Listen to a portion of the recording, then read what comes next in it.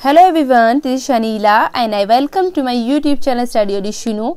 आज हम लोग फिर से पाल शैली तथा अभ्रंश शैली पढ़ेंगे। अब मैंने फिर से क्यों कहा, देखिए इससे पहले भी मैंने इस पर वीडियो अपलोड किया था, लेकिन हुआ क्या मैंने 1 घंटे का उस पर वीडियो अपलोड किया, 1 घंटे का वीडियो अपलोड किया, लेकिन जैसे ही अपलोड किया उसका साउंड पता नहीं कहाँ चला गया। मैंने तो अच्छी फॉर्म में वीडियो अपलोड किया था, बहुत अच्छे से चीज़ों को समझाया था। उसमें हम लोगों ने 48 क्वेश्चंस को किया था, 48 क्वेश्चंस को किया था और बहुत ही अच्छे से किया था, ठीक है। लेकिन उसका साउंड जो है क्या है, गायब हो गया, मतलब मेरी आवाज़ जो है वो पता नहीं कहाँ चली गई। लेकिन यहाँ पर ये सब चीज़ें मुझे रिपीट करने का सेंस मेरा ये है, मतलब मैं ये अपनी जो फीलिंग्स है वो आपके साथ शेयर करना चाह रही हूँ, क्योंकि जाहिर सी बात है जैसे कि एक मेरी अपनी पर्सनल फैमिली है जिसमें मेरे पेरेंट्स हैं, जिसमें मेरे भाई बहन हैं, जिनको मैं बहुत ज़्यादा क्या कहते हैं मोहब्बत करती हूँ, और एक मेरी है यूट्यूब फैमिली, क्योंकि अब हमारी जो फैमिली वो यूट्यूब फैमिली एक तरीके से आपसे थोड़ा सा क्या कहते हैं अटैचमेंट हो गया है। तो यहाँ पर क्या है, यानी कि उसमें आवाज़ नहीं थी, उसमें साउंड नहीं था, उसके बावजूद भी लोगों ने इतने अच्छे, यानी कि आप लोगों ने इतने अच्छे कमेंट दिए कि मैम कोई बात नहीं, हम लोगों ने इशारे में पढ़ लिया है। तो यहाँ पर कहने का आप इससे एक सीख ले सकते हैं कि जब आप कोई अच्छा काम करते हैं तो आपको कुछ लोग क्या होते हैं, मोटिवेट करने वाले होते हैं, कुछ लोग आपको आगे बढ़ाने वाले और कुछ लोग आपको पीछे खींचने वाले होते हैं। देखा मैंने कि मैं चाहे जितनी अच्छी भी वीडियो अपलोड कर दूं, लेकिन उसमें 1-2 डिसलाइक जरूर आ जाते हैं, यानी कि हालांकि डिसलाइक करने वालों की संख्या बहुत ही कम है, लेकिन फिर भी 1-2 लोग डिसलाइक जरूर आ जाते हैं। लेकिन वहां पर 99% जो लोग हैं वो मुझे मेरे वीडियोस को लाइक करके जाते हैं।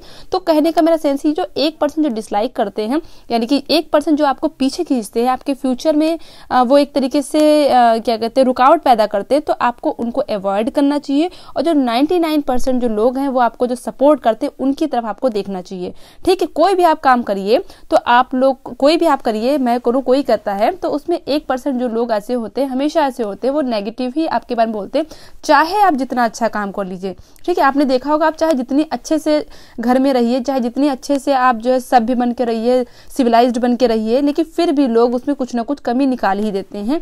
तो कहने का मेरा सेंस ये, उन 1% लोगों को हम लोगों को क्या करना चाहिए, अवॉइड करना चाहिए। उनके बारे में सोच के अपना दिमाग नहीं खराब करना चाहिए, ठीक है। तो यहाँ पर थोड़ा सा मुझे मतलब थोड़ा सा कुछ एक अजीब सी फीलिंग्स आई कि फिर भी मतलब आवाज़ नहीं है और उसके बावजूद भी लोगों ने मुझे अप्रिशिएट किया। क्यों?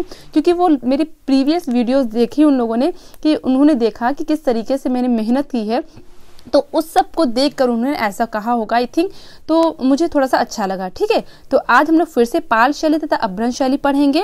और लास्ट वीडियो में हम लोगों ने 48 क्वेश्चन किए थे, लेकिन उसमें साउंड ही नहीं था। लेकिन इस 48 क्वेश्चन को हम लोग 2 पार्ट्स में पढ़ेंगे, यानी कि इसमें हम लोग 25 क्वेश्चन करेंगे और जितने भी क्वेश्चन बचेंगे उसको हम लोग सेकंड पार्ट में करेंगे, ठीक है। और ये कौन सी सीरीज चल रही है? घटना चक्र की सीरीज चल रही है, घटना चक्र की सीरीज चल रही है, क्योंकि घटना चक्र को मैंने बीच में रोक रखा था, लेकिन इस पे भी कमेंट आया कि घटना चक्र मैम स्टार्ट कर दीजिए, क्योंकि जब आप पढ़ाती हैं तो चीज़ें ज़्यादा क्लियर हो जाती हैं। तो इसीलिए मैंने यहाँ पर घटना चक्र यहाँ पर आज फिर से मैं लाई हूँ, और बीच में आपके डिटेल वीडियोस भी आएंगे और जो है घटना चक्र की भी आते रहेंगे, ठीक है। तो आप ये मत सोचिएगा कि आपको यही सब चीज़ें मिलने वाली है, ठीक है।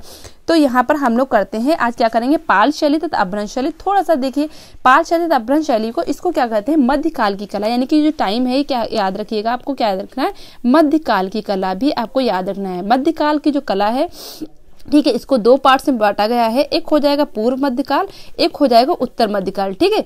आप एक चीज समझिएगा, यहाँ पर हम लोग क्वेश्चन करेंगे, क्वेश्चन में जो डिस्क्रिप्शन दे रखा है उसको भी करेंगे, जिससे आपको चीजें लर्न हो जाए। देखिए बुक आपके पास भी होगी, बुक सबके पास होती है, बुक का आपके पास जो आपकी कबर्ड है, जो आपकी अलमीरा है, तो उसमें बुक्स बहुत सी रखी होंगी, लेकिन उन बुक्स को अगर याद ना किया जाए, पढ़ा ना जाए, तो वो बेकार हो जाती है। तो इस तरीके से यहाँ पर घटना चक्र की सीरीज चलाने का सेंस यही कि आपको चीजें यहाँ पर क्लियर हो जाए, ठीक है। तो यहाँ पर मध्यकाल की हम लोग कला पढ़ने जा रहे हैं, जिसको पूर्व मध्यकाल और उत्तर मध्यकाल में डिवाइड किया गया है। पूर्व मध्यकाल की अगर हम टाइम पीरियड की बात करें, देखिए अलग अलग बुक में अलग अलग होता है, तो इसलिए यहाँ पर आप थोड़ा सा देख लीजिएगा, ठीक है। 650 से लेकर के 1000 ईस्वी, ठीक है। यहाँ पे 650 से लेकर के 1000 जो ईस्वी है वो क्या कहलाता है, पूर्व मध्यकाल। और अगर हम जो बात करें उत्तर मध्यकाल की, तो 1000 से लेकर के 1550 जो है, 1550 वो क्या हो जाएगा, उत्तर मध्यकाल हो जाएगा, ठीक है।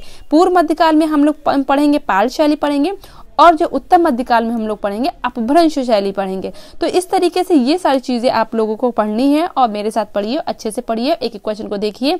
देखिए बीच में मैं थोड़ा सा जो है बताती रहती हूँ, थोड़ा सा डिटेल बोलती हूँ, तो कुछ लोग को ऐसा लगने लगा है कि मैं टाइम जो है वेस्ट कर रही हूँ। देखिए ऐसा कुछ नहीं है, अगर मैं जल्दी जल्दी क्वेश्चन बता दूंगी तो कुछ भी समझ में आने वाला नहीं है। अगर क्वेश्चन को डिस्क्रिप्शन के साथ ना समझा जाए तो कोई फायदा नहीं है, क्योंकि आपके पास बुक ऑलरेडी है, ठीक है। अगर उन क्वेश्चन का सीधे आंसर बता दिया जाए, चीजों को पीछे जो बैकग्राउंड है उससे रिलेट ना किया जाए, तो चीजें समझ में नहीं आती हैं, ठीक है। तो यहाँ पर आपको ये चीज समझनी पड़ेगी, ठीक है। अगर आप लग रहा हो टाइम वेस्ट हो रहा है तो आप वीडियो को थोड़ा थोड़ा स्किप कर दिया करिए, इसमें कोई बुरा मानने वाली कोई बात नहीं है। आप अगर लगता है जैसे कोई चीज मैं बता रही हूँ तो आपको वो चीज आती होती है ना, तो वो लगता है कि ये चीज मुझे पता है, लेकिन बहुत से स्टूडेंट ऐसे भी होते हैं, बहुत से सब्सक्राइबर मेरे ऐसे भी होंगे जिन्होंने अभी जो है स्टार्टिंग की होगी, तो उनको चीजें बताना पड़ता है, ठीक है। तो अगर आप जो है मतलब काफी दिन से तैयारी कर रहे हैं तो आप वीडियो को थोड़ा थोड़ा स्किप कर दिया करिए, ठीक है। स्किप करके आप देखिए, कोई प्रॉब्लम नहीं, ठीक है। वो आप अपने अकॉर्डिंग देख लीजिए, इसमें कोई दिक्कत नहीं, कोई बुरा मानने वाली बात नहीं है। लेकिन यहाँ पर चीजें मैं ऐसे लेके चलूंगी जैसे कि बिल्कुल नया स्टूडेंट होता है जिसने अभी भी स्टार्टिंग की है, तो उस तरीके से यहाँ पर लेके चलूंगी, ठीक है। तो वीडियो को स्टार्ट करते हैं सीधे। भारत में लघु चित्रों की शुरुआत किसने की? यहाँ पर ऑप्शन देगी, यहाँ पर ऑप्शन देखेंगे, फिर डिस्क्रिप्शन देखेंगे।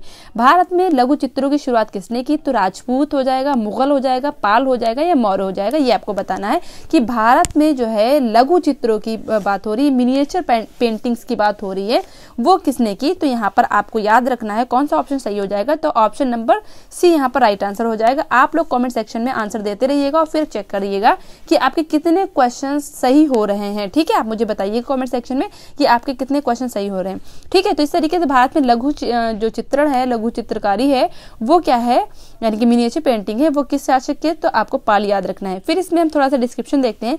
भारत में बंगाल के पाल शासकों के काल में ताड़ पत्र, अब यहाँ पर ताड़ पत्र याद रखना है कि स्टार्टिंग किससे होती थी? जो ताड़ के पत्र होते हैं, यानी कि ताड़ का जो पेड़ होता है, जो उसके पत्ते होते थे, तो उस पर अगर चित्रकारी होती थी, उसको बाइंडिंग वाइंडिंग करके, यानी कि बंडल नुमा बना करके उस तरीके से उसको मतलब रखा जाता था, ठीक है। तो बाद में कागज पर, लेकिन बाद में क्या आते आते बाद में क्या हो जाता है, यानी कि जब हम लोग उत्तर मध्यकाल पढ़ेंगे तो वहां पर कागज पर भी चित्रकारी वगैरह उसका भी प्रचलन बढ़ जाता है, ठीक है। तो ये सब चीजें हम लोग को याद रखनी है। फिर क्या है यहाँ पर देखिए, कालांतर में भारत में लघु चित्रकारी कला या मिनिएचर, यानी कि यहाँ पर आपको याद रखना है, आपको पूछा जाए लघु चित्र पूछा जाए या मिनिएचर पेंटिंग पूछा जाए, मिनिएचर आर्ट पूछा जाए, तो आपको पाल शैली याद रखनी है, ठीक है, जो मुगल शैली के नाम से भी प्रसिद्ध है। यानी कि आर्ट में अगर बात करें, आर्ट का प्रारंभ मुगल द्वारा किया गया, जो क्या मुगल शैली के नाम से भी प्रसिद्ध हुई है।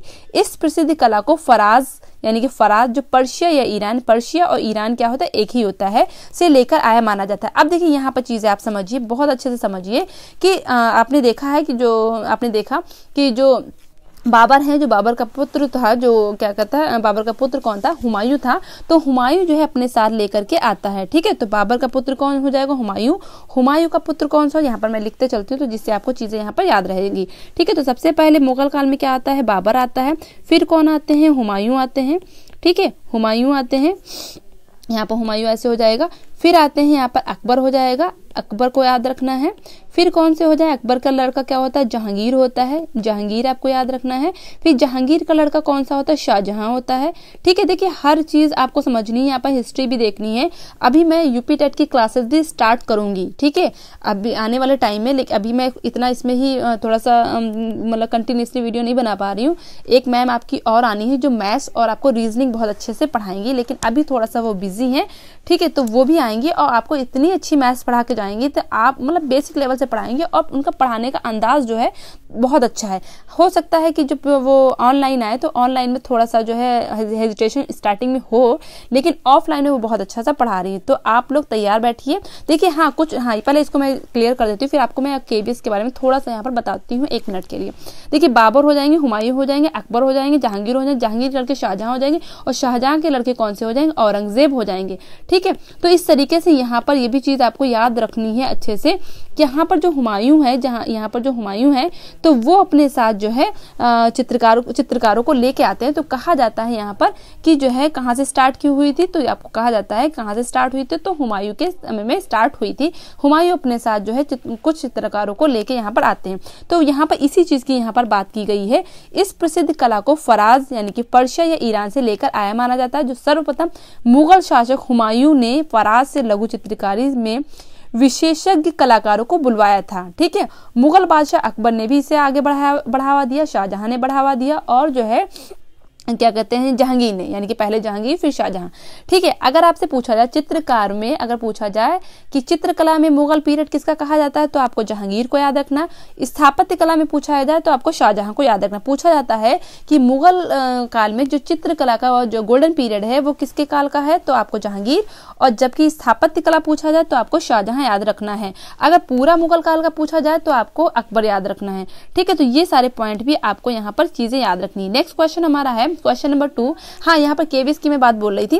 देखिए केवीएस आपका, केवीएस के एग्जाम अब जो है केवीएस का जो है नोटिफिकेशन आने वाला है, हो सकता है इस मंथ या नेक्स्ट मंथ आ जाए, ऐसा लग रहा है, क्योंकि 2 साल से केवीएस की वैकेंसी नहीं निकली है, यानी कि कोरोना की वजह से, कोविड-19 की वजह से नहीं निकल पाई है। तो अब जो है केवीएस की आने की संभावना है। और केवीएस में आर्ट स्टूडेंट के लिए कोई भी बीएड की और टेट की कोई भी जरूरत नहीं है। ठीक है, तो अगर आप यूपी टीजीटी कर रहे हैं तो साथ में आप केवीएस भी करिए। लेकिन हाँ, यहाँ पर आपको केवीएस के साथ आपको अदर सब्जेक्ट्स भी मिलेंगे, यानी कि आपके साथ यहाँ पर हिंदी भी पूछा जाएगा, इंग्लिश भी पूछा जाएगा, रीजनिंग भी पूछा जाएगा, मैथ्स भी पूछी जाती है, कंप्यूटर भी पूछा जाता है, और साथ में आपका सब्जेक्ट यानी कि आर्ट भी आपका पूछा जाएगा। ठीक है, तो अगर केवीएस की आप प्रेपरेशन करना चाहते हैं तो आपको अदर सब्जेक्ट्स को भी स्ट्रॉन्ग करना पड़ेगा। और केवीएस में जो पेपर होता है वो अच्छा खासा स्टैंडर्ड मतलब पेपर होता है, उसमें मैथ्स भी अच्छी आती है, इंग्लिश भी बहुत अच्छी पूछी जाती है, यानी अच्छे कहने का मतलब अच्छा लेवल उसका होता है। तो अगर आप यूपी टीजीटी की कर रहे हैं तो साथ में आप केवीएस की भी प्रेपरेशन करिए।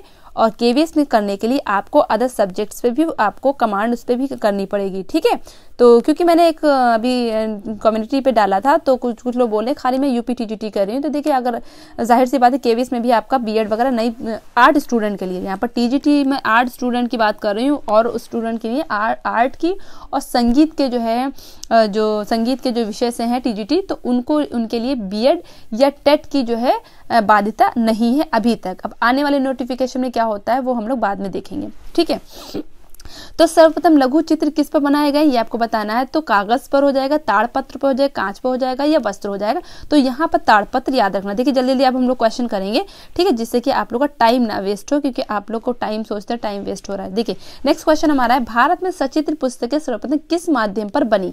ठीक है, तो सचित्र मतलब चित्र के सहित आपको बताना है, तो किस माध्यम में बनी ये आपको बताना है। तो ऑप्शन यहाँ पर कौन सा हो जाए, कपड़े पर, ताड़पत्रों पर, कागज पर, या लकड़ी के पट्टों पर। तो यहाँ पर ताड़पत्र यहाँ पर याद रखना है, तो यहाँ पर आपको ताड़पत्र याद रखना है, ये ताड़ है। ठीक है, नेक्स्ट क्वेश्चन है क्वेश्चन नंबर 4 की तरफ हम लोग चलते हैं। क्वेश्चन नंबर 4 हमारा है, पोथी चित्रण का प्रारंभ किस शैली से हुआ है। तो पोथी चित्रण का प्रारंभ किस शैली से हो जाएगा, तो पाल शैली से हो जाएगा। एक क्वेश्चन को जितने तरीके से पूछा गया है, घटना चक्र में सारी चीजें दे रखी हैं, यानी कि एक क्वेश्चन कितने तरीके से पूछा जा सकता है आपको आइडिया हो जाएगा। ठीक है, तो इस तरीके से आपको करना जरूर है। अब देखिए पाल शैली एक प्रमुख भारतीय चित्रकला शैली, ये पूर्ण रूप से भारतीय चित्रकला शैली है, ये आपको याद रखना है। ये 9वीं से 12वीं शताब्दी तक बंगाल में पाल वंश के शासकों धर्मपाल, अब यहाँ पर आपको धर्मपाल और देवपाल को याद रखना है कि इसमें धर्मपाल और देवपाल जो प्रमुख रूप से हैं कि शासन काल में विशेष रूप से विकसित होने वाली चित्रकला है, जिसे क्या कहते हैं, पाल शैली कहते हैं। पाल शैली की विषय वस्तु बौद्ध धर्म। अब देखिए यहाँ पर आपको याद रखना है बौद्ध धर्म, और जब हम लोग अपभ्रंश शैली पढ़ेंगे तो वहां पर आपको याद रखना है जैन धर्म। ठीक है, तो शुरुआत में आपको याद रखना है क्या कहते हैं, यहाँ पर हो जाएगा आपका बौद्ध धर्म, और जब हम लोग पढ़ेंगे क्या कहते हैं अपभ्रंश शैली पढ़ेंगे तो वहां पर आपको जैन धर्म याद रखना है। तो इस शैली में बौद्ध ग्रंथों का और यानी कि जो बौद्ध ग्रंथ हैं, जो बौद्ध से रिलेटेड जो चीजें हैं, बुद्ध धर्म से रिलेटेड जो चीजें हैं, तो वो सब चीजें आपको किसमें मिल जाती हैं, तो आपको पाल शैली में मिल जाती हैं। ठीक है, फिर पाल शैली के समचित्त बौद्ध धर्म से यानी कि बौद्ध धर्म से रिलेटेड है, जिसमें बुद्ध के जीवन पर आधारित है, जो बौद्ध तीर्थंकर हैं उन पे आधारित है, जातक कथा यानी कि महात्मा बुद्ध के जो पूर्व जन्म की कथा उन पे आधारित है, और देवी देवता यानी बौद्ध धर्म के देवी देवता, इन सब चीजों पे आपको पाल शैली में चीजें आपको मिल जाती हैं। ठीक है, धर्मपाल ने गंगा के किनारे, अब यहाँ पर धर्मपाल मैंने बताया, धर्मपाल ने गंगा के किनारे एक भागलपुर में एक विश्वविद्यालय खोला। क्वेश्चन क्या पूछा जाएगा कि गंगा के किनारे भागलपुर में विश्वविद्यालय किसने खोला, तो आपको याद रखना धर्मपाल, यहाँ पर ऑप्शन राइट हो जाएगा। देखिए धर्मपाल, धर्म का जो पालन करते हैं, तो जाहिर जो धर्म का पालन करते हैं वो गंगा के किनारे जरूर जाते हैं। तो गंगा के किनारे अगर पूछा जाए, देखिए थोड़ा सा अपने आप से थोड़ी सी ट्रिक बना लेनी है कि धर्म का पालन करने वाले गंगा के किनारे जरूर जाते हैं, और किनारे पर गए तो उन्होंने सोचा कि यहाँ पर एक विश्वविद्यालय खोला जाए, ठीक है, जिससे कि और लोग शिक्षित हो सके, ठीक है। तो इस तरीके से आप चीजों को याद कर लीजिएगा। महिपाल, ठीक है, महिपाल पाल वंश का प्रतिभाशाली सम्राट था। अगर पूछा जाए कि पाल वंश का प्रतिभाशाली सम्राट कौन है, तो महिपाल आपको याद रखना है। इस शैली के अधिकांश चित्र पोथियों से प्राप्त है। मैंने बताया पाल शैली में अधिकांश चित्र किसमें प्राप्त है, पोथियों में प्राप्त है, लेकिन इसका मतलब ये नहीं कि खाली पोथी में है, तो पटचित्र भी यहाँ से मिल जाते हैं आपको। तो ये सारी चीजें हम लोगों ने यहाँ पर देखी। नेक्स्ट क्वेश्चन है, पाल शैली के संरक्षक कौन थे, यानी पाल शैली को किसका संरक्षण मिला, तो किसका संरक्षण हो जाएगा, तो यहाँ पर पाल राजा हो जाएंगे, ठीक है। तो किसका संरक्षण हो जाएगा, तो यहाँ पर पाल राजा, यानी कि option number B is the right answer of this question. Question number 6 पे चलते हैं। पाल पोथी चित्रों का विषय क्या था, तो किसका, अब यहाँ पर बताना है कि इसका विषय क्या था, तो पाल राजाओं का जीवन चरित्र हो जाएगा, नवाबों का दरबार हो जाएगा, या बुद्ध का जीवन चरित्र हो जाएगा, या चैतन्य महाप्रभु का जीवन चरित्र हो जाएगा। तो यहाँ पर कौन सा ऑप्शन राइट हो जाएगा, ये आपको बताना है, ठीक है। तो कौन सा ऑप्शन राइट हो जाएगा, तो यहाँ पर ऑप्शन नंबर सी, यानी कि बुद्ध जन्म, ठीक है। तो पाल शैली में आपको बुद्ध जन्म यानी कि बौद्ध धर्म आपको याद रखना है। क्वेश्चन नंबर 7 की हम बात करते हैं, पोथी चित्रण का प्रारंभ किस शैली से हुआ है। देखिए एक ही तरीके के क्वेश्चन कई बार पूछे गए हैं, लेकिन यहाँ पर आपको यहाँ पर पढ़ना जरूरी है, क्योंकि यहाँ पर एग्जामिनेशन हॉल में काफी कंफ्यूजन क्रिएट हो जाता है, ठीक है। जो चीजें एक जैसी उसको मैं जल्दी जल्दी बोलती चली जाऊंगी। पोथी चित्रण का प्रारंभ किस शैली से हुआ है, तो आपको पाल शैली याद रखना है। क्वेश्चन नंबर 8 पे चलते हैं। पाल युगीन पांडुलिपि चित्र अधिकांशतः आधारित है। जो पाल युगीन यानी कि पाल जो शैली के जो चित्र हैं वो किस पर आधारित है, तो आपको याद रखना है बौद्ध धर्म पे आधारित है, ठीक है। किस पे आधारित है, तो बौद्ध धर्म पे आधारित है। क्वेश्चन नंबर 9 है हमारा, पाल शैली के चित्रों का प्रमुख विषय क्या था, तो प्रमुख विषय क्या हो जाएगा, बौद्ध धर्म हो जाएगा, ठीक है। तो बौद्ध धर्म हो जाएगा। पाल शैली में चित्रों का प्रमुख विषय क्या था, तो यहाँ पर भी कौन सा हो जाएगा, बौद्ध धर्म हो जाएगा। एक एक क्वेश्चन को देखिए कितनी बार पूछा गया है, तो आप देख सकते हैं कि क्वेश्चन रिपीट होते रहते हैं, तो आपको याद रखना है। आप लोग सोचते हैं ये तो क्वेश्चन बहुत ईजी है, या पता नहीं आएगा नहीं आएगा, और ईजी क्वेश्चन ही वहाँ पर गलत हो जाते हैं। घर पे आप जो करते हैं वो आपको ईजी लगती है, लेकिन जब एग्जामिनेशन हॉल में बैठते हैं तो वही चीजें आपको कंफ्यूजन में डाल देती हैं, ठीक है। तो आप लोग अच्छे से पढ़िए, ज्यादा ओवर कॉन्फिडेंस ना होकर के, आप लोग जो है कॉन्फिडेंट ना होकर के, मतलब आप सही से पढ़ लीजिए, ठीक है। प्राकृत चित्रकला में पाल चित्र शैली की मुख्य विषय वस्तु क्या थी, तो बौद्ध हो जाएगा। जहां पर आपको पाल आ जाए तो वहां पर आपको बौद्ध धर्म लगा के आ जाना है, बिना किसी सोच के, ठीक है। यानी कि आपको जहाँ पर याद रखना, यहाँ पर ऑप्शन में जहाँ पर क्या कहते हैं पाल दिया होगा, तो वहाँ पर ऑप्शन बौद्ध भी होगा, जैन भी होगा। तो पाल शैली हो तो बौद्ध धर्म लगाइएगा, अगर अभ्रंश शैली हो तो जैन धर्म आपको लगाना है। दोनों ही चीजें आपको यहाँ पर ध्यान से रखनी है, याद रखनी है, ठीक है।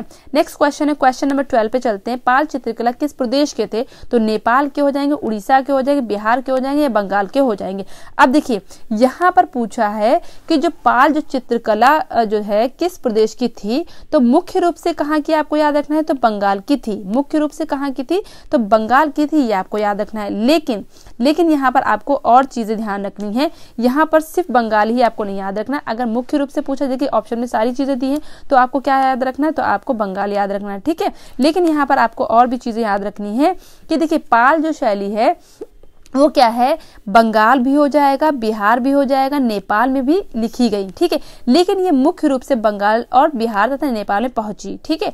तो आपको मुख्य रूप से बंगाल से ही बाहर यानी कि बंगाल में भी, बिहार में भी, नेपाल में भी थी पाल शैली, लेकिन बंगाल से होकर के ही दूसरे एरिया में जाती है, ठीक है। अतः पाल चित्रकला बंगाल प्रदेश से ही संबंधित है, इसलिए हम यहाँ पर ऑप्शन कौन सा सही करेंगे, यहाँ पर ऑप्शन हम लोग बंगाल शैली सही करेंगे। अब देखिए थोड़ा सा और देख लेते हैं, जो तिब्बती इतिहास का लामा तारानाथ है, ठीक है। इनको बहुत आपको अच्छे से याद रखना है। जो तिब्बत के रहने वाले थे, जो इतिहासकार है, कहाँ के, तिब्बत के, क्या नाम था, लामा तारानाथ ने धीमान वित्तपाल को पाल शैली या पाल चित्रकला का संस्थापक, यानी कि लामा तारानाथ ने पाल शैली का संस्थापक पूछे किसे माना है, तो आपको धीमान याद रखना और वित्तपाल में याद रखना है, ठीक है। तो धीमान वित्तपाल को जो है पाल शैली का संस्थापक बताया किसने? लामा तारानाथ ने बताया। फिर हम बात करते हैं यहाँ पर क्वेश्चन नंबर, यहाँ पर हो गया 1 मिनट, हाँ क्वेश्चन नंबर 13 पे चलते हैं। क्वेश्चन नंबर 13 हमारा है पाल पोथी चित्र बनाए गए तो किस पे बनाए गए? तो यहाँ पर ताड़पत्र याद रखना है। ठीक है, क्वेश्चन नंबर 14 पे चलते हैं। हाँ, यहाँ पर थोड़ा सा देख लीजिए कि पाल जो चित्रकारी हुई है वो ताड़पत्रों पे हुई है, तो उसकी माप पूछी जाती है, तो आपको माप भी याद रखनी है। तो देखिए 22.25 और यहाँ पर 22.5 दोनों ऑप्शन में दिया होता है, आपको दोनों ही चीज यहाँ पर याद रखनी है। ऑप्शन के अकॉर्डिंग आप लोग लगाइएगा तो चीजें आपको वहाँ पर क्लियर हो, मतलब चीजें आपकी सही हो जाएंगी। देखिए यहाँ पर क्या दिया है, यानी कि आपको याद रखना है 22.25 भी याद रखना है, और क्या है 22 इंटू, यहाँ पर 22 इंटू 2.25 आपको याद रखना है। देखिए ये आपको बिल्कुल याद रखना है।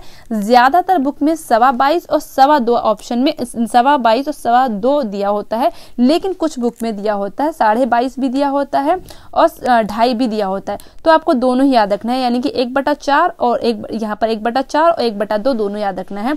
तो इसका क्या हो जाएगा 22.25 और 2.25, ज्यादातर बुक में यही चीज दी होती है, लेकिन आपको 2.5 भी अगर दिया हो और 2.25 ना दिया, अगर हाँ दोनों दिया हो तो आपको इसी के साथ जाना है। अगर आपका 2.5 दिया हो और यानी कि 22.5 दिया हो और 2.5 दिया हो, तो आपको जो है इसके साथ नहीं जाना है, तब आपको ये वाले के साथ जाना है, यानी कि 22.25 और 2.25 के साथ जाना है। लेकिन जो है ऑप्शन में अगर ये चीज ना हो तो आपको उसके साथ जाना है। ठीक है, तो इस तरीके से आप चीजों को समझ लीजिए। प्रारंभिक ग्रंथ चित्र किस पर बने हैं? तो ताड़पत्र, तो यहाँ पर भी ऑप्शन पढ़ने की जरूरत नहीं, कौन सा हो जाएगा? प्रारंभिक जो चित्र है यानी कि पूर्व मध्यकाल है, तो आपको याद रखना है। तो पूर्व मध्यकाल में ताड़पत्र पे चित्र बने हुए हैं। तो क्वेश्चन नंबर 14 का आंसर क्या हो जाएगा? तो यहाँ पर भी option number A right answer होगा। नेक्स्ट क्वेश्चन है पोथी चित्रों का निर्माण किस राजवंश ने कराया? तो किस राजवंश ने कराया? तो पोथी चित्रण के लिए आपको याद रखना है पाल शैली, आपको याद रखना है। ठीक है, तो क्वेश्चन नंबर 15 का आंसर भी ए हो जाएगा। नेक्स्ट क्वेश्चन की बात करते हैं, भारतीय लघु चित्रों की परंपरा किस काल से प्रारंभ हुई है? तो भारतीय लघु चित्र यानी कि मिनिएचर पेंटिंग की परंपरा किस काल से प्रारंभ हुई है, ये आपको बताना है। तो यहाँ पर ऑप्शन कौन सा हो जाएगा? पूर्व मध्यकाल आपको याद रखना है, क्योंकि अभी मैंने स्टार्टिंग में ही मैंने बताया जो मध्यकाल है 2 पार्ट्स में डिवाइड है, पूर्व मध्यकाल और उत्तर मध्यकाल।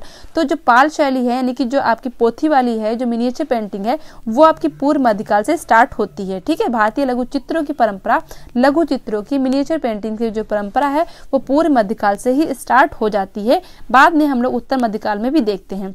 ठीक है, तो ये सारी चीजें हम लोगों ने यहाँ पर देख ली।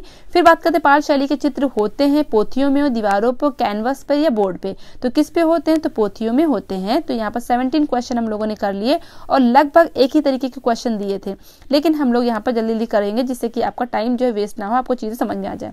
देखिए पाल शैली के अंतर्गत प्रारंभ में ताड़पत्रों पे बने, बाद में कागज पर भी बनाए गए। ठीक है, यानी स्टार्टिंग की अगर बात करें तो ताड़पत्र पे भी बने थे, लेकिन जो है यहाँ पर कागज पे भी आपको याद रखना है। कल्पसूत्र जो मैंने आपको बताई थी जो अभ्रंश शैली से रिलेटेड है, वो भी चीज आपको यहाँ पर याद रखनी है। पाल वंश का सबसे प्रतिभाशाली राजा कौन था? महिपाल था। ठीक है, पाल शैली का सबसे प्रतिभाशाली जो राजा था वो कौन था? महिपाल था, जिसके समय में अनेक पाल पोथियों का चित्रण हुआ। इन्होंने बौद्ध धर्म संस्कृति को तिब्बत तथा दक्षिण देशों में फैलाया। यानी कि जो महिपाल थे इन्होंने क्या है, यानी कि जो संस्कृति थी बौद्ध धर्म को तिब्बत और दक्षिण पूर्वी प्रदेशों में इन्होंने ही फैलाया। किसने? महिपाल ने फैलाया, यानी कि महिपाल ने धर्म को भी आगे फैलाने का काम किया है। पाल वंश के सम्राट बौद्ध धर्म के अनुयायी थे, यानी कि पाल वंश जो सम्राट थे, जो वहां पर राजा वगैरह थे, तो वो किस धर्म को मानने वाले थे? वो बौद्ध धर्म को मानने वाले थे। तो जाहिर सी बात बौद्ध धर्म को मानने वाले थे, तो बौद्ध धर्म को ही वो आगे फैलाएंगे। बौद्ध क्या है, अब यहाँ पर देखिए एक चीज यहाँ पर देख ली, बौद्ध योग मुद्रा में, यानी कि जो बुद्ध है, महात्मा बुद्ध है, वो क्या है योग मुद्रा में कमल पर बैठे हुए हैं। जो कौन सा चित्र है? 1807 का चित्र इस समय का उत्तम, यानी कि पाल शैली का उत्तम चित्र कौन सा है? बुद्ध जो है, महात्मा जो बुद्ध हैं, वो योग मुद्रा में कमल पर बैठे हुए। पूछा जाए किस पे बैठे हुए, तो आपको याद रखना कमल पर आसीन है, जो कब का है? 1807 का है। तो इस वंश का यानी कि इस काल का बहुत ही अच्छा चित्र माना गया है। पाल शैली के 3 प्रमुख केंद्र हैं, बंगाल मैंने बताया, बिहार बताया, नेपाल बताया, लेकिन बंगाल से ही होकर के यहाँ पर जाती है। तो इस तरीके तीनों आपको याद रखना, बंगाल, बिहार, नेपाल, लेकिन ऑप्शन में अगर तीनों दिया है तो आपको बंगाल को ही लगाना है, लेकिन अगर दिया उपरयुक्त सभी दिया हो तो आपको सभी में जाना है। ऑप्शन के according you have to give the answer. ठीक है, सित्तनवासल की गुफाएं किस नदी के किनारे है? तो सित्तनवासल की गुफाएं आपको बताना है किस नदी के किनारे। कृष्णा नदी हो जाएगा, कावेरी नदी हो जाएगा, नर्मदा नदी हो जाएगा, या ताप्ती नदी है। ताप्ती नदी एक ही चीज होती है, तो आपको यहाँ पर कौन सा आंसर सही यह बताना है। ठीक है, तो सित्तलवासल की जो गुफा है वो किस नदी के किनारे है, वो कृष्णा नदी के किनारे हैं। ठीक है, अब हम लोग बात करते हैं जो सित्तलवासल की गुफा है वो किस नदी के किनारे है, तो कृष्णा नदी के किनारे है। सित्तलवासल का गुफा मंडप तमिलनाडु राज्य के तंजौर के निकट कृष्णा नदी के तट पर है। ठीक है, तो यहाँ पर नदी आपको याद रखनी कृष्णा, और राज्य आपको क्या याद रखना है, तमिलनाडु याद रखना है। और जो है अगर जगह पूछा जाए तो तंजौर आपको याद रखना है। ठीक है, तमिलनाडु राज्य के तंजौर जगह पे कृष्णा नदी तट पर सित्तलवासल नामक जो स्थान पर ये स्थित है। सित्तलवासल गुफा मंडप का निर्माण पल्लव नरेश यानी कि पल्लव जो नरेश है या राजा है महेंद्र वर्मन और उसके पुत्र नरसिंह वर्मन ने कराया। तो सित्तलवासल को आपको याद रखना किसने कराया, महेंद्र वर्मन। ठीक है, और उसके पुत्र नरसिंह वर्मन ने सित्तलवासल गुफा का निर्माण कराया था, जिसमें अर्धनारीश्वर का चित्र सित्तलवासल गुफा से प्राप्त हुआ है। यहाँ पर अर्धनारीश्वर, आपने अर्धनारीश्वर का चित्र जरूर देखा होगा, जिसमें आधा जो शरीर नारी का होता है और आधा जो शरीर होता है पुरुष का होता है। तो वो कहाँ से आपको प्राप्त है, तो सित्तलवासल की गुफा से आपको प्राप्त है।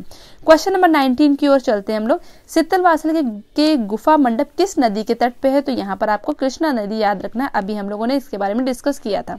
फिर क्वेश्चन है सित्तलवासल की। ठीक है, तो सित्तलवासल की गुफा किस धर्म से रिलेटेड है, तो ये आपको बताना है सित्तलवासल की जो गुफा है वो किस धर्म से रिलेटेड है। तो यहाँ पर ऑप्शन कौन सा सही हो जाएगा, तो यहाँ पर जैन धर्म ऑप्शन सही हो जाएगा। अब यहाँ पर आपको बौद्ध धर्म पे नहीं जाना है, किस पे जाना है, आपको जैन धर्म पे जाना है। ठीक है, अभी तक हम लोग पढ़ते आ रहे थे बौद्ध धर्म, अब क्वेश्चन आएंगे जैन धर्म के। तो क्योंकि मैंने आपको बताया जो अभ्रंश शैली है वो किससे रिलेटेड है, जैन धर्म। अब इसी वजह से जो अभ्रंश शैली इसको कई नामों से बुलाया जाता है, जैसे कि गुजराती शैली हो जाएगा, पश्चिमी भारतीय शैली हो जाएगा, ठीक है, जैन शैली हो जाएगा। यानी कि अलग अलग लोगों ने अभ्रंश शैली को, जैन शैली को, गुजराती शैली को अलग अलग नामों से बुलाया है। ठीक है, अभी आगे के क्वेश्चन में हम लोग यहाँ पर डिस्कस करेंगे, लेकिन यहाँ पर आज हम लोग सिर्फ 25 क्वेश्चन देखेंगे, क्योंकि आगे जाहिर सी बात वीडियो को मुझे आज लंबा बिल्कुल नहीं करना है, मैं थोड़ा सा शॉर्ट में ही करने की कोशिश करती हूँ। ठीक है, तो यहाँ पर किस धर्म से रिलेटेड हो जाएगा, तो आपको याद रखना जैन धर्म से रिलेटेड हो जाएगा। ठीक है, आगे की बात करते हैं। सित्तलवासल गुफा जैन धर्म से संबंधित है, किस धर्म से संबंधित, जैन धर्म से संबंधित है। जैन मंदिर, ये क्या है, एक जैन मंदिर है जिसे चट्टानों को काटकर, पूछा जाए चट्टानों को, सित्तलवासल की गुफा जो है कैसे बनी है, तो चट्टानों को काटकर बनाया गया है। ये सित्तलवासल गाँव, अब ये क्या, सित्तलवासल गाँव पुडुकोट्टई जिला तमिलनाडु में अवस्थित है। ठीक है, तो कहाँ से, तमिलनाडु में अवस्थित है। जिला कौन सा हो जाएगा, पुडुकोट्टई हो जाएगा।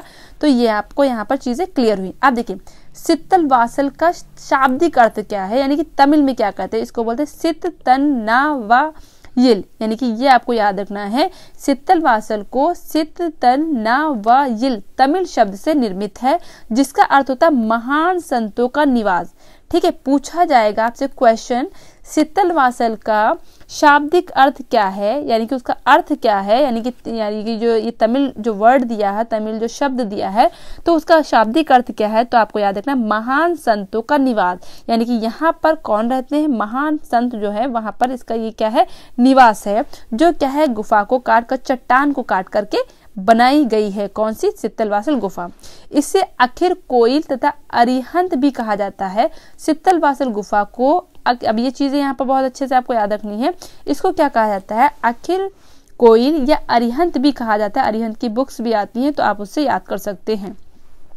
नेक्स्ट है जैन शैली का प्रथम प्रमाण सित्तलवासल की गुफा में बनी उन 5 जैन मूर्तियों से प्राप्त होता है। यानी कि जैन शैली, जो जैन शैली है यहाँ से जैसे स्टार्ट होती है, तो उसके परिमाण, उसके जो क्या कहते हैं, जो उसके एविडेंस हैं वो कहाँ से हम लोग को प्राप्त होते हैं, तो यहीं से प्राप्त होते हैं, जो क्या है, जैन मूर्तियों से प्राप्त होते हैं। ठीक है, कहाँ से, सित्तलवासल की जो गुफा है वहां पर 5 जैन मूर्तियों से प्राप्त होते हैं, जो 7वीं शताब्दी के पल्लव नरेश, मैंने अभी बताया, महेंद्र वर्मन के शासनकाल में बनी। ठीक है, महेंद्र वर्मन के शासनकाल में बनी। यहाँ पर मैंने आपको यहाँ पर चीजें बताई थी, महेंद्र वर्मन और क्या है उसके पुत्र नरसिंह वर्मन, ये चीजें मैंने आपको यहाँ पर बताई थी। ठीक है, ये चीजें मैंने आपको यहाँ पर बताई थी, ये चीज यहाँ पर आपको याद रखनी है। ठीक है, तो एक एक चीज आप याद रखेंगे तो चीजें आपको बहुत अच्छे से क्लियर हो जाएंगी, और एग्जाम में आपके क्वेश्चन गलत होने की जो संभावना है वो क्या हो जाएगी, काफी कम हो जाएगी। हालांकि आपको गलत ही नहीं करना है, पढ़ के अच्छे से जाइए, आपको गलत नहीं करना है। आप लोग के यहाँ जो अभी जो क्या कहते हैं हरियाणा में HSSC का जो एग्ज़ाम हुआ है, तो उसमें आप लोग के बहुत अच्छे कमेंट आए कि आप लोग का पेपर बहुत अच्छा गया, मेरे वीडियो से आपको हेल्प मिली, तो मुझे बहुत अच्छा लगा। चलिए मेरा कुछ काम आप मेरा मतलब जो है आपको कुछ हेल्प मिली तो बहुत अच्छी बात है। और जिनका भी एग्ज़ाम अच्छा गया है, तो अभी तो इंटरव्यू होना है, जिसका भी एग्ज़ाम अच्छा गया है तो आप लोग इंटरव्यू के लिए परेशान ना होइए। आप लोगों ने इतना पढ़ ही लिया है तो इंटरव्यू में यही सब चीज़ें पूछी जाती है, कॉन्फिडेंस आपका देखा जाएगा, तो वो सब चीज़ें आपकी देखी जाएंगी, ठीक है। तो उसके लिए आप ज़्यादा टेंशन ना लीजिए, थोड़ा सा आप रिहर्सल करिए, आईने के सामने थोड़ा सा बोलने की प्रैक्टिस करिए, ठीक है। क्योंकि वहाँ पर क्या होता है, आपको चीज़ें पता होती है, लेकिन आप अगर चीज़ों को दूसरों के सामने जब रिप्रेजेंट नहीं कर पाएंगे, ठीक है। कुछ लोग में प्रॉब्लम होती है कि आपको चीज़ें पता होती हैं, लेकिन जो है मतलब रिप्रेजेंट करना भी आपको कितना पता है तो आपको दूसरे को बताना भी होता है। तो इंटरव्यूअर जो होता है, जो इंटरव्यू लेने वाला होता है, वो यही सब चीज़ें देखता है। तो आप जो है अपने को थोड़ा कॉन्फिडेंट बनाइए, ठीक है, कॉन्फिडेंस लाइए। कॉन्फिडेंस आता कैसे है, आपको जो आपके पास इतनी नॉलेज, आपने जाहिर सी बात है अगर आपने कंपटीशन निकाला है तो जाहिर सी बात है आपके पास नॉलेज होगी, जाहिर सी बात है। तो आप लोग ज़्यादा परेशान ना होइए, वो भी आपका चीज़ें क्लियर हो जाएंगी। तो यहाँ पर हम लोग कहाँ पढ़ रहे थे, यहाँ पर हम लोग ये चीज़ें पढ़ ली आई थिंक हम लोगों ने, ठीक है। तो यहाँ पर बात करते हैं 21 की बात करते हैं। क्वेश्चन नंबर 21 पे देखिए क्या यहाँ पर दिया, हाँ, शीतल वासल गुफा किस धर्म का मंदिर है, तो किस धर्म का हो जाएगा, तो यहाँ पर किस धर्म का हो जाएगा ये आपको बताना है। हिंदू धर्म हो जाएगा, बौद्ध धर्म हो जाएगा, जैन धर्म हो जाएगा, या वैष्णव धर्म हो जाएगा। तो यहाँ पर ऑप्शन नंबर कौन सा सही होगा ये आपको बताना है। तो 21 का कौन सा सही हो जाएगा, तो यहाँ पर जैन धर्म आपको याद रखना है।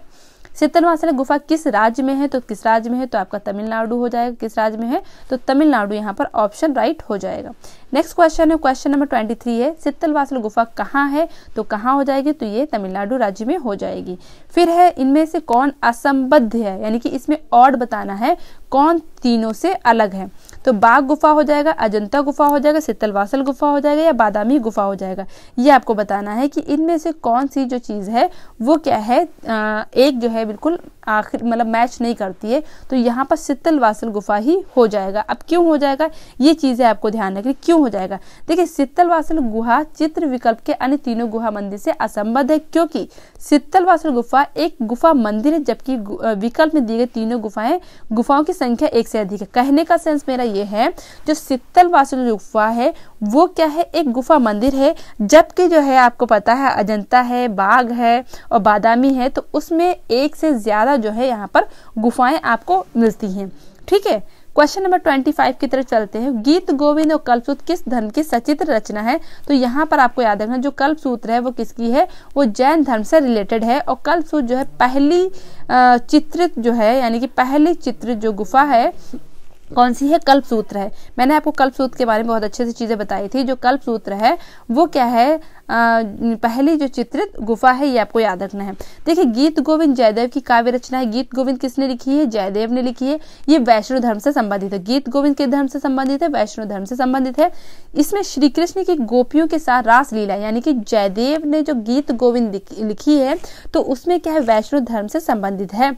और वैष्णव धर्म किससे संबंधित है, जाहिर सी बात आपको पता है श्री कृष्ण से संबंधित है। तो यहाँ पर श्री कृष्ण की गोपियों के साथ जो रास लीला है, राधा विषाद है, इन सब चीजों का वर्णन हमको इसमें मिल जाता है, किसमें, गीत गोविंद में मिल जाता है, ठीक है। यहाँ पर कृष्ण के लिए व्याकुलता, जो गोपियां कृष्ण के लिए जो व्याकुल होती हैं, ठीक है, उपलम्भ वचन है, कृष्ण के राधा के लिए उत्कंठा है। तो इन सब चीजों का कहने का सेंस ये है, यहाँ पर राधा और कृष्ण के बारे में, ठीक है, और यहाँ पर कृष्ण की गोपियों के बारे में गीत गोविंद में आपको चीजें मिल जाती हैं। अब कल्पसूत्र की बात करते हैं। जो कल्पसूत्र है वो जैन धर्म से संबंधित ग्रंथ है। इसमें क्या है, देखो गीत गोविंद तथा कल्पसूत्र में पाई गई सचित्र रचना जैन शैली अथवा अभ्रंश शैली की उदाहरण है, ठीक है। लेकिन यहाँ पर अगर सचित्र की बात करें, चित्र के सहित की बात करें, तो ये क्या है, जैन शैली अथवा, यानी कि जैन शैली को मैंने आपको बताया जैन शैली, अभ्रंश शैली, ठीक है, या पश्चिमी भारतीय शैली, ठीक है। तो ये सारी शैली क्या है, एक ही के नेम है, लेकिन अलग अलग लोगों ने अलग अलग नाम से इसको बुलाया है। तो इस तरीके कल्पसूत्र के लिए आपको जैन शैली और कल्पसूत्र के लिए आपको अभ्रंश शैली दोनों ही आपको याद रखना है। ये पहली जो पुस्तक थी जो क्या है कागज पर लिखी और चित्रित की गई थी। फिर आपको याद रखना है डॉक्टर आनंद कुमार स्वामी ने 1942 में कल्पसूत्र की एक प्रति बर्लिन म्यूजियम से प्राप्त की, ठीक है। 1942 में आनंद कुमार स्वामी ने बर्लिन म्यूजियम से प्राप्त की, जिसमें जैन शैली अथवा अभ्रंश शैली के चित्र रचना थी, ठीक है।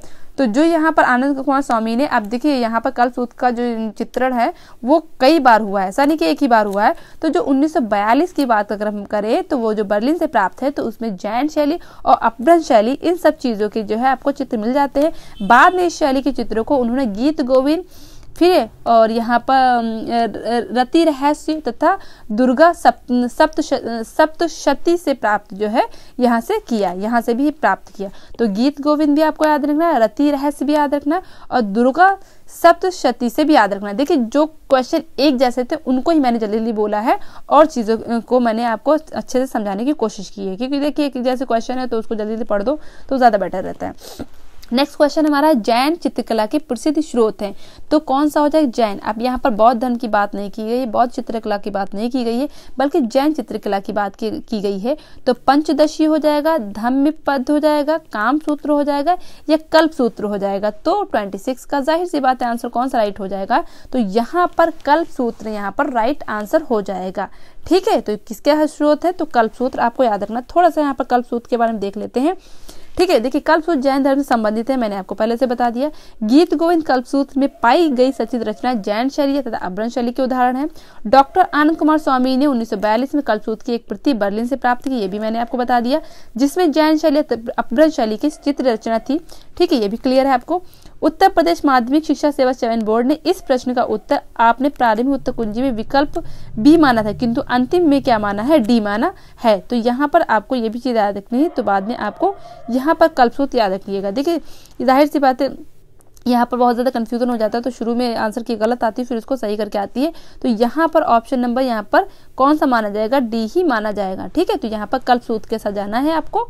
ठीक है, तो यहाँ पर कल्पसूत्र, यहाँ पर ऑप्शन राइट हो जाता है। एक क्वेश्चन यहाँ पर और हम लोग देख लेते हैं, फिर इस वीडियो को यहीं पर पॉज करते हैं, एंड करते हैं, फिर नेक्स्ट वीडियो में आगे के क्वेश्चन हम लोग करेंगे। कल्पसूत्र ग्रंथों के चित्रण किस शैली में बने हैं? तो कल्पसूत्र कौन सा शैली हो जाएगा? तो यहाँ पर आपको पाल शैली हो जाएगा, जैन शैली हो जाएगा, राजस्थानी शैली हो जाएगा या पहाड़ी शैली हो जाएगा। तो यहाँ पर कौन सा ऑप्शन राइट हो जाएगा? तो यहाँ पर जैन शैली ऑप्शन राइट हो जाएगा। कल्पसूत्र से रिलेटेड चीजें आपको कल्पसूत्र जहाँ नाम दिया है तो वहाँ पर जैन शैली आप लगा दीजिए, या अपभ्रंश शैली आपको लगा दीजिए, या पश्चिमी भारतीय शैली लगा दीजिए। तो यहाँ पर हम लोगों ने आज कितने क्वेश्चन किए? यहाँ पर हम लोगों ने 27 क्वेश्चन किए और इस टॉपिक में 48 क्वेश्चन है। तो आगे के क्वेश्चन हम लोग नेक्स्ट वीडियो में करेंगे।